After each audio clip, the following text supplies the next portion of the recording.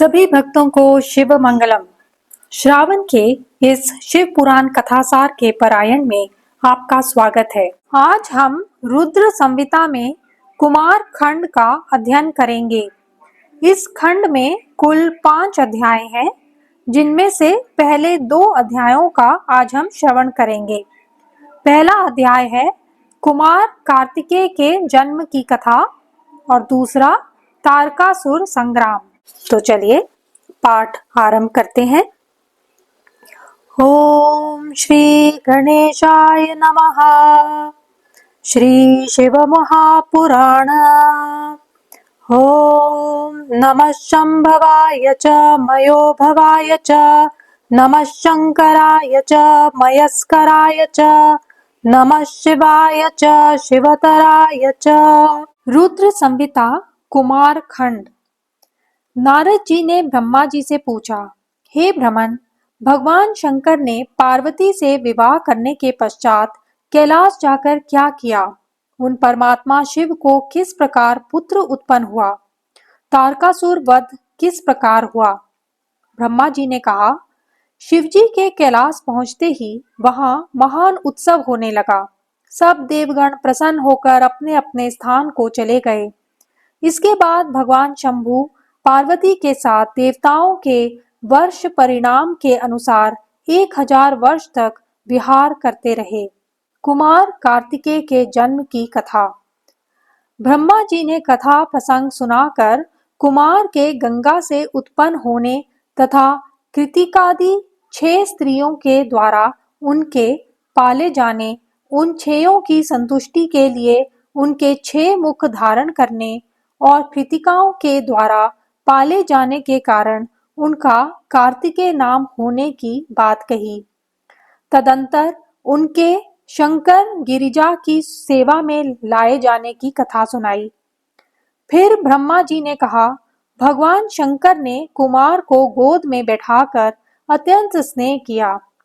देवताओं ने उन्हें नाना प्रकार के पदार्थ, विद्याएं, शक्ति तथा अस्त्र शस्त्र प्रदान किए। पार्वती के हृदय में प्रेम समाता नहीं था। उन्होंने हर्षपूर्वक कुमार को उत्तम ऐश्वर्य प्रदान किया, साथ ही चिरंजीवी भी बना दिया। तारकासुर संग्राम। इसी बीच देवताओं ने भगवान शंकर से कहा, प्रभु, तारकासुर कुमार के हाथों ही मारा जाने वाला है, इसलिए ही यह पार्वती परिणय तथा कुमार उत्पत्ति आदि उत्तम चरित्र घटित हुआ है। अतः हम लोगों के हितार्थ उसका काम तमाम करने के हेतु कुमार को आज्ञा दीजिए। हम लोग आज ही अस्त्र शस्त्र से सुसज्जित होकर तारक को मारने के लिए रण यात्रा करेंगे। ब्रह्मा जी कहते हैं, मुने, यह सुनकर भगवान शंकर का हृदय दयार्द्र हो गया। उन्होंने उनकी प्रार्थना स्वीकार करके उसी समय तारक का वध करने के लिए अपने पुत्र कुमार को देवताओं को सौंप दिया। फिर तो शिवजी की आज्ञा मिल जाने पर ब्रह्मा, विष्णु आदि सभी देवता एकत्र होकर तुरंत ही उस पर्वत से चल दिए।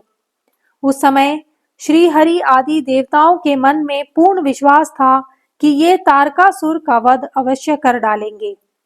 वे भगवान शंकर के तेज से भावित हो कुमार के सेनापतित्व में तारक का संहार करने के लिए रण क्षेत्र में आए।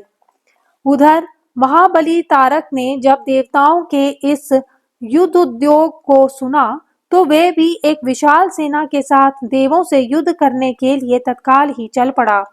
उसकी उस विशाल वाहिनी को आते देख देवताओं को परम विस्मय हुआ। उसी समय भगवान विष्णु आदि संपूर्ण देवताओं के प्रति आकाशवाणी हुई, देवगण, तुम लोग जो कुमार के अधिनायकत्व में युद्ध करने के लिए उद्यत हुए हो, इससे तुम संग्राम में दैत्यों को जीत कर विजयी होगे। ब्रह्मा जी कहते हैं, मुने, उस आकाशवाणी को सुनकर सभी देवताओं का उत्साह बढ़ गया। उनकी युद्ध कामना बलवती हो गई और वे सब युद्ध के लिए आ डटे। इधर बहुसंख्यक असुरों से घिरा हुआ वह तारक भी बहुत बड़ी सेना के साथ वहां आ धमका।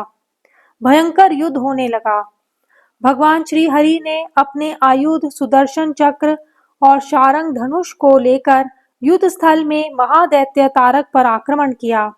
तदंतर सबके देखते देखते श्री हरि और तारकासुर में अत्यंत रोमांचकारी महायुद्ध छिड़ गया। तब ब्रह्मा जी ने स्वामी कार्तिक से कहा, हे पार्वती सुत, विष्णु और तारकासुर का ये व्यर्थ युद्ध शोभा नहीं दे रहा है, क्योंकि विष्णु के हाथों इस तारक की मृत्यु नहीं होगी। यह मुझसे वरदान पाकर अत्यंत बलवान हो गया है। हे पार्वती नंदन, तुम्हारे अतिरिक्त इस पापी को दूसरा कोई नहीं मार सकता। तुम शीघ्र ही उस दैत्य का वध करने के लिए तैयार हो जाओ। तारक का संहार करने के निमित्त ही तुम शंकर से उत्पन्न हुए हो। ब्रह्मा जी का ये वचन सुनकर कुमार कार्तिकेय ने प्रसन्नता पूर्वक तथास्तु, ऐसा ही होगा, कहा तथा वे युद्ध के लिए तत्पर हो गए। कुमार कार्तिकेय के साथ तारकासुर का भयंकर युद्ध होने लगा। सबके देखते देखते कुमार के आघात से तारकासुर सहसा धराशायी हो गया और उसके प्राण पखेरु उड़ गए।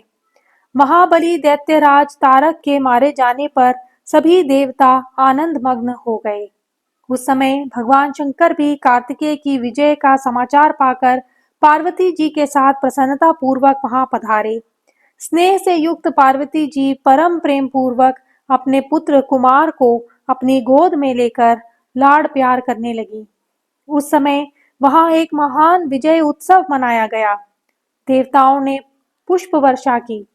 तत्पश्चात भगवान रुद्र जगजननी भवानी के साथ अपने निवास स्थान कैलाश पर्वत को चले गए।